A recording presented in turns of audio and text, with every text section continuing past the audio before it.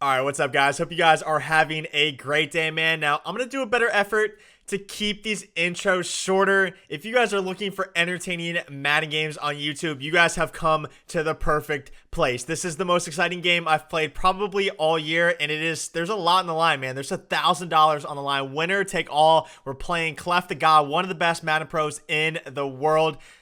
And like I said, man, one of the most exciting games I've played. I hope you guys enjoyed as well. If you guys do, man, please hit that subscribe button. Let me know in the comments below. I'm rocking my Brady jersey. Let me know who you guys got in the Super Bowl as well, man. But I appreciate you guys as always. And with that being said, man, let's go ahead and jump into the highlights. All right, so here we go, guys. It wouldn't be a Kmac video if we weren't playing against Bunch. You know, I wish I could upload some more gameplays of me playing other formations, but honestly, dude, every competitive player runs Bunch. Like 90% of Bunch, or not Bunch players, competitive players run Bunch, and it is so frustrating to stop, especially when they make reads like that. Late read, threw it right to Snead. I clicked on, we dropped the user pick, and when you are playing a player of the caliber of Clef, man, you have to be able to convert those opportunities because he will punish you on plays like that. 4th and 1, you're expecting the deep routes, you're expecting the check down maybe to the running back, everyone else going deep. He actually does a really nice switch up right there, checking it down to Randy Moss on a hitch route, and he is going to go to this option route and this out route to the tight end a ton. His tight end and the running back, if you guys are struggling against man coverage, I highly recommend you guys pass more to your running back right there on the option route and your tight end on in and out routes, man. So tough to stop because they do not get pressed. You know, I'm not really pressing, I'm shading over top, but even if I'm shading underneath, his tight end, his running back are not going to get pressed. They're getting free releases, and he just has free reign to go ahead and pretty much dot me on every play right there. Kind of a risky throw. I don't know if that's really worth the 2 yards right there. It actually counted as a rush. I guess it was a backwards pass right there. 3rd and 9. We generated some really nice pressure, but he's able to get the ball up as he's getting hit. And again, on the out route, not able to force a knockout. A big time dot right there to Jerry Rice. And, you know, we won 4 straight games to get to the final here. I didn't let up more than 7 points in any single game that we played. My defense was shut down, and then we got to this game versus Clef, and it was just so bad, man. Clef is using conductor on his quarterback, which allows him to do multiple hot routes before he gets to the line of scrimmage, and it is so difficult to adjust for a Bunch, man. Not only does he have that conductor, not only is he quick snapping me and not allowing me to set my adjustments, but on top of that, man, Bunch is so good because you're able to flip it, man. Deshaun Jackson taking the top off. Had to interrupt myself right there. Deshaun Jackson on the laser out of the trips tight end, man. Taking the top off, getting a really nice response touchdown. Going back to what I was saying, man, is Bunch, you can flip so fast. You can do like 1 or 2 hot routes and then flip right away, and it messes up all your adjustments on defense. It is so frustrating to deal with on top of that conductor because when you flip too, you get an extra hot route where you're flipping. And for that reason, man, I just don't like playing zone against Bunch. Right there, we made a perfect adjustment. He'd been cooking me in man-to-man. We actually put Hall in a yellow zone. Hall was right there, but he doesn't have Acrobat, so he doesn't animate, man. These corners and these safeties, they really just do not animate. Well, I animated right there. The ball kind of went through my hands. You know, we've talked about that animation before. It's almost never an interception. Pretty much every single time it's a touchdown, and it is really frustrating because it looks like it's going to be a pick. It looks like it's falling right into your corner's hands, and it never does. So, you know, feel like we could have had maybe 1 or 2 chances for a turnover that drive, but he ends up dotting me on the Z-spot route, but that's why I just don't like running zone against Bunch, man. Not only are they able to flip, not only are they able to use conductor and quick snap you before you can get your adjustments off, but zone's just really not that good against Bunch. They got the cover 3 if they're running that Jets playbook. They got the fade out of the slot. They got these deep Z-spot routes. The one I got burned on by man right there. It's super effective against zone because it gets over those zone drops. And for that reason, man, I love to run man. It's pretty simple. And then I'll put some extra zones out there and hopefully just come up with some user picks throughout the game as we do right there with Simmons going up top.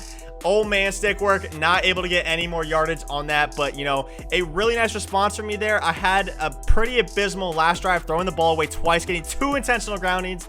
I feel like that was pretty unlucky. He played pretty good defense though, so I can't complain.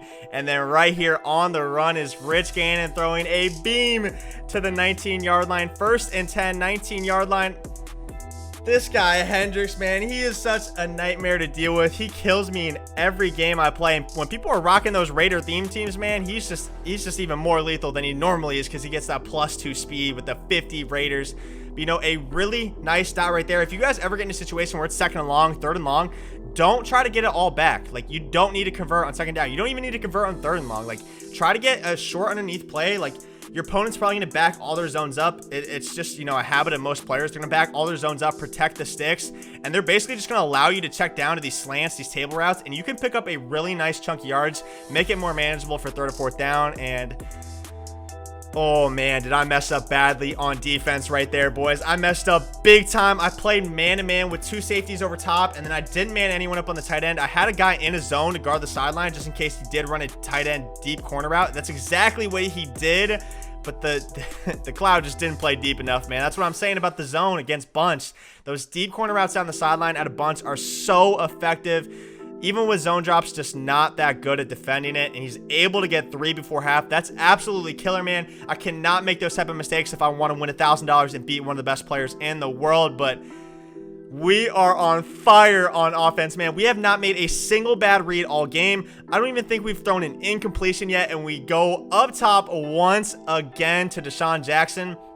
The one thing I know about Clef, man, a lot of people regard him as one of the best, not only best bunch players in the world, but one of the best defensive players in the world. He loves to send 5. He likes to spread the line. That way he can generate extra pressure. He's using the double or nothing ability on his D lineman as well to generate extra pressure. And because I know he likes to send 5, I know that if I get extra blocking, I'm going to be able to have these routes deep. It's just a matter of getting that blocking. And because I knew this, I actually went and put multiple offensive line abilities on my players before the game started. I put edge protector at the guard position.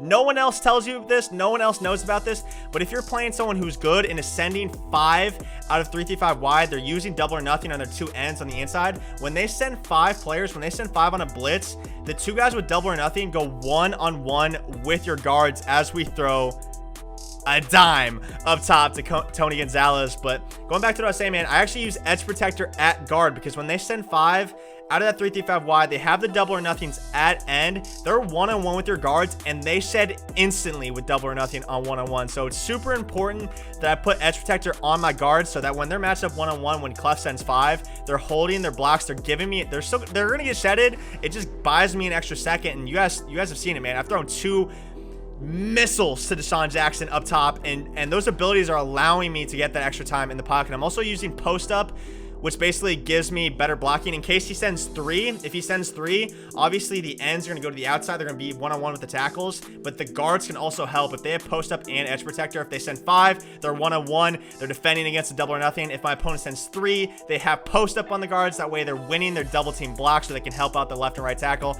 I think it's the best O-line ability combo in the game. And usually I use Playmaker and Route Tech. I usually use a naked O-line, but since I know Clef likes to run zone coverage, that's what I'm going to do, man. If you're comfortable against beating man coverage, then I highly recommend using those O-line chems. If you really struggle against man-to-man, I would recommend going naked O-line and using something like Playmaker, which is really effective against man-to-man, or using Route Tech, which is super effective against man-to-man as well. But Clef actually decides to use his offense as defense late here. Super smart of him to do this. He knows he can't stop me, and he knows I can't really stop him either. So he's going to go ahead, milk some clock here, run the ball, big time tackle, forcing a 3rd down. This is our opportunity to get off the field, because if he doesn't get it, he's pretty much forced to take 3 with me having no timeouts left. I feel like we have perfect coverage right here. I feel like he has a lane to run with his quarterback, so I bite down with my user, and he throws a dot. I thought I stuck with the running back angle route long enough. You can see my user sat there for a couple seconds, and then I ran back because I saw it wasn't generating any pressure. I saw that he had a pretty nice lane, and you know, Gannon with the Raiders theme team has like 88, 89, 90 speed. So he has the ability to take off if you're able to get out of the pocket. I was kind of worried about that. I didn't want to lose off a Gannon scramble, so you know, I stayed with the running back route as long as I could. Then I bit down to prevent against the QB scramble, and Clef throws a really nice pass there, man, to basically just kneel the game out, kick his 3. You know, it was a tough game to lose. I feel like we played almost perfect. We did play perfect on offense. We had that one drive where we got stopped because of intentional groundings, but, you know, that's a little bit unlucky to a degree. But honestly, a great game nonetheless. GG's to Clef. I hope you guys enjoyed the game as well. If you guys did, man, please hit that subscribe button. It helps me out a ton. I'll see you guys tomorrow, man. Peace.